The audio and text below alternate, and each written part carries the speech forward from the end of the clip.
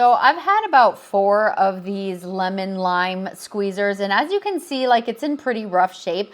The reason I have to keep getting a new one is because the hinge right here keeps breaking, and as you can see, it just starts to chip away because I think that's kind of gross. So this one right here, I'm so excited to try for the very first time.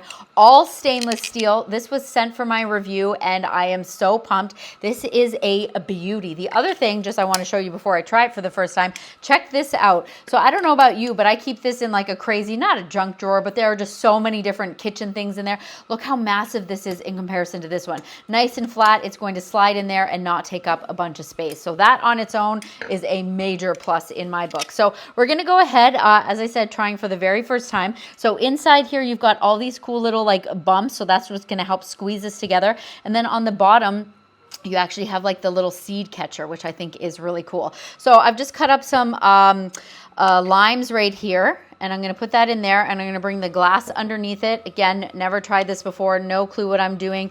Let's give this, you know what? And it is so easy and seamless, and it's just so strange to me because I think that is so cool. We're like literally just halving the whole thing. Wow, I'm just blown away. There's like no more juice left in there. Let's do another one. No seeds. I mean, these ones don't seem to really have seeds in general. That's a big one. Let's see how easy this is. Oh, hold on. I didn't put it in properly. Okay.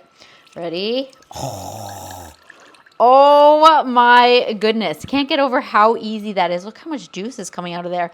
Wow.